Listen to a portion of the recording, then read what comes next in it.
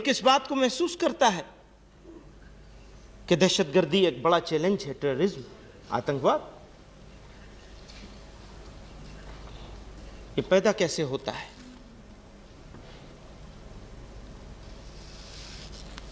Chairman साहब, मैं अर्ज करना चाहता हूं, आपकी तवज्जो चाहूंगा। किसी कौम को अगर गलत रास्ते पर डालना है तो पहले उसे मायूस करना होगा, उसके बाद उसको भड़काना होगा। आज हिंदुस्तान का मुसलमान इस चैलेंज से गुजर रहा है। उसको मायूस करने की कोशिश की जा रही है, फिर उसको भड़काने की, इंसाइट करने की कोशिश की जा रही है।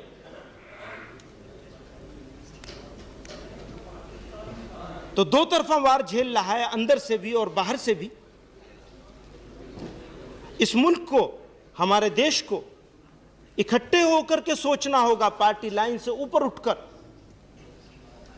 कि कैसे वो नौजवान जिसके दिल में ये जज्बा है कि लहू देंगे तो लेंगे प्यार, मोती हम नहीं लेंगे, लहू देंगे तो लेंगे प्यार, मोती हम नहीं लेंगे, हमें फूलों के बदले फूल दो, शबनम नहीं लेंगे। मोहतरम हजरात, मैं इस हाउस का कीमती वक्त बर्बाद नहीं करूंगा, लेकिन ये बात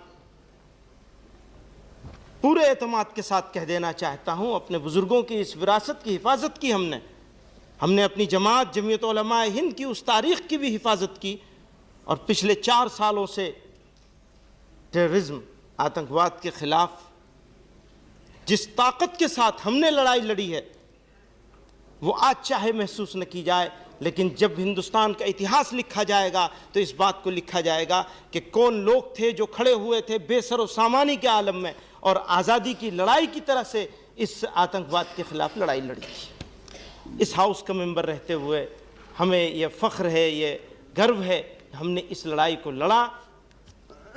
मुझे याद आता है वो वक्त, उसको याद दिलाना मैं अपनी कारनामा नहीं समझता हूं, बल्कि बुजुर्गों की विरासत की हिफाजत समझता हूं। इंडिया टुडे कॉन्क्लेव में परवेज़ मुशर्रफ साहब आए थे और उन्होंने अपनी बहुत सारी बातें करी थी। उन बातों के साथ उन्होंने एक ख़ास तौर से एक चीज़ को मेंशन किया था कि हिंदुस्तान के मुसलमानों के साथ इंसाफ नहीं हो रहा है। मैं उस गैदरिंग में मौजूद था, बहैसियत स्पीकर के मुझ में था, लेकिन उस दिन उस सेशन में नहीं था, आराम से पीछे बैठा था, सोचता था सुनूंगा बात। मैंने वहाँ उनको एक बात कही थी, कई बातें कही थी, लेकिन एक बात ख़ास तौर से मेंशन करना चाहता हूँ, और वो वहाँ सिर्फ कही नहीं थी, वो मेरा यकीन है। मुझसे मेरे कुछ दोस्त कह रहे थे कि आप लोग टेररिज्म को अपोज कर रहे हैं, इसका मतलब कहीं यह तो नहीं है कि प्रेशर हटाने की टेक्टिक हो। क्या आपका यकीन है इस पर? तो मैं वही बताना चाहता हूं कि मैंने मुशर्रफ साहब से ये बात कही थी कि मुशर्रफ साहब, आप कई बातें थी, उसको मेंशन नहीं करूंगा यहां, लेकिन एक बात खास तौर से जिसको यहां मैं कहना चाहता हूं, बताना चाहता हूं, कि मैंने उनसे कहा था कि आप जो हैं हिंदुस्तान के मुसलमानों की फिक्र और चिंता छोड़ दीजिए। हिंदुस्तान के मुसलमानों की प्रॉब्लम्स को सॉल्व करने के लिए हिंदुस्तानियों की ये सिविल सोसाइटी पूरी ताकत से मुसलमानों के साथ खड़ी है, और उसके साथ ये सिविल सोसाइटी इंडिया की नाइंसाफ़ी होने नहीं देगी। मैं अपने दाएं हाथ के साथियों से भी कहना चाहता हूं, हम हिंदुस्तान में ऑप्शन होने के बावजूद हिंदुस्तान में रहे हैं। हमें पॉलिटिकल रीजन से नहीं, बल्कि दिल खोलकर हमारी प्रॉब्लम्स के बारे में सोचिए और उनको हल कीजिए। हमारे जवानों को मायूस न होने दीजिए और उनको इस फ़ख्र के साथ जोड़ दीजिए जो फ़ख्र मेरे अंदर है।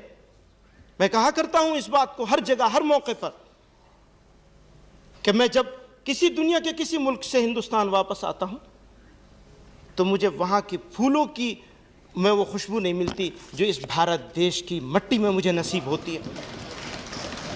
यहाँ की मिट्टी में जो खुशबू है,